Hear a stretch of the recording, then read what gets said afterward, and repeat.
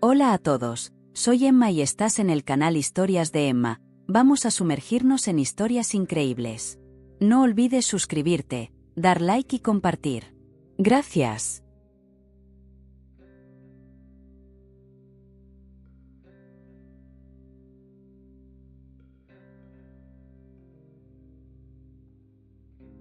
Los secretos del mar. A lo largo de la costa caribeña, en un pequeño puerto llamado Bahía Esmeralda, circulaban rumores sobre un cargamento ilegal perdido en el mar. Pablo Serrano, un ex policía convertido en investigador privado, había sido llamado por un viejo amigo de la Marina para investigar un robo que nunca llegó a los titulares. No era un caso de asesinato ni de secuestro, pero algo en la historia no cuadraba, y la sensación de que algo grande se escondía bajo las aguas lo intrigaba profundamente. El cargamento en cuestión no era oro ni armas, sino una rara colección de arte sacro, piezas invaluables que habían desaparecido misteriosamente durante una tormenta la semana anterior. Las autoridades locales lo consideraban un caso perdido, pero Pablo sabía que alguien en el puerto sabía más de lo que decía. Bahía Esmeralda era pequeña, y las historias no tardaban en circular. El primer paso fue hablar con los pescadores locales. Entre ellos, surgió un nombre repetido con sospecha: el capitán Franco. Era un hombre conocido por sus viajes discretos y sus tratos con figuras cuestionables. Mientras se acercaba al muelle donde Franco solía atracar su barco, Pablo no pudo evitar notar cómo la vida en el puerto seguía con normalidad, mientras algo mucho más oscuro flotaba bajo la superficie. A medida que Pablo avanzaba en la investigación, el enigma crecía. Nadie quería hablar directamente, pero las miradas de los habitantes contaban otra historia. Decidió adentrarse en las profundidades del puerto al caer la noche, esperando que la marea baja revelara lo que las conversaciones no podían.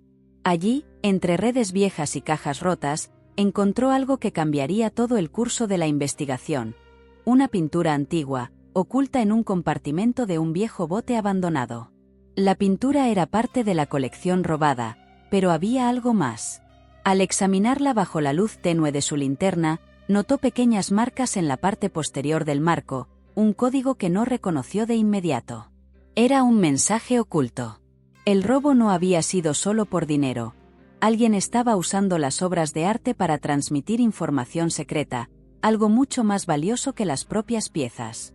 Pablo llevó la pintura a su contacto en la Marina, el teniente Rojas. Juntos descifraron el código, que resultó ser coordenadas. Estas apuntaban a una pequeña isla casi olvidada al norte de la costa. Mientras la mayoría veía solo una colección de rocas, Pablo intuía que allí encontraría el siguiente paso en la cadena del crimen. Pero necesitaba actuar rápido, antes de que alguien más descubriera que estaba tras la pista. Al llegar a la isla, acompañado por un pequeño equipo de marineros, Pablo se encontró con un paisaje desolado y tranquilo, muy alejado del bullicio del puerto. Sin embargo, pronto descubrieron señales de actividad reciente, huellas en la arena y restos de fogatas aún calientes. No estaban solos. Al seguir las pistas, llegaron a una cueva oculta por la vegetación. Dentro de la cueva, Pablo y su equipo encontraron lo que parecía ser un escondite improvisado. Había cajas con inscripciones en varios idiomas, algunas de ellas marcadas con símbolos religiosos. El misterio de las obras de arte robadas parecía estar relacionado con una red internacional de contrabando, mucho más grande de lo que Pablo había anticipado. Lo más inquietante fue la presencia de documentos que mencionaban a altos funcionarios de varios países. Decidieron regresar al puerto para planear el siguiente movimiento, pero justo cuando se disponían a partir, fueron emboscados. Un grupo de hombres armados, liderados por un hombre que Pablo reconoció de inmediato como el capitán Franco, les bloqueó el camino. «Sabía que alguien vendría», dijo Franco, con una sonrisa torcida. «Pero no tan rápido». Pablo entendió que estaba en el corazón de algo mucho más peligroso de lo que había imaginado. Tras una breve pero intensa confrontación, Pablo y su equipo lograron escapar, pero no sin consecuencias. 2 de los marineros resultaron heridos, y su bote estaba seriamente dañado. Mientras navegaban de vuelta a Bahía Esmeralda, Pablo reflexionaba sobre lo cerca que había estado de caer en una trampa mortal. Sabía que el capitán Franco no dejaría las cosas así. De regreso en el puerto, Pablo se encontró con Rojas para analizar lo sucedido. «Esto ya no es solo un robo de arte», dijo Rojas, con el ceño fruncido. «Estamos hablando de tráfico de información clasificada entre gobiernos». Decidieron contactar a las autoridades internacionales, pero sabían que no podían confiar en nadie más. El puerto estaba plagado de espías y traidores. Las siguientes horas fueron cruciales. Mientras Pablo y Rojas organizaban una operación encubierta para capturar a Franco y desmantelar su red, recibieron una llamada inesperada. Una voz anónima les ofreció información valiosa a cambio de protección. Era alguien cercano a Franco, alguien que quería salir del juego antes de que fuera demasiado tarde.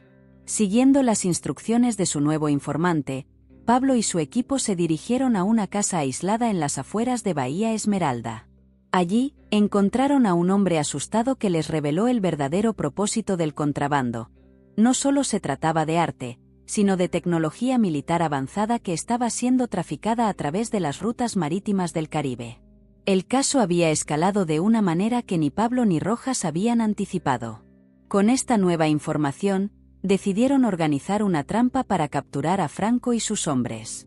Sabían que se estaban jugando la vida, pero no había vuelta atrás. Al caer la noche, montaron una operación en el puerto, esperando que Franco intentara mover el último cargamento antes de que las aguas se calmaran. Lo que no esperaban era que el capitán fuera más astuto de lo que pensaban. En una dramática confrontación final en el muelle, Pablo y su equipo lograron capturar a Franco, pero no sin sufrir bajas. Mientras lo esposaban, el capitán sonrió con frialdad. «No has detenido nada», susurró. «Solo soy una pieza del tablero». Con estas palabras resonando en su mente, Pablo sabía que su lucha contra el crimen en Bahía Esmeralda apenas comenzaba.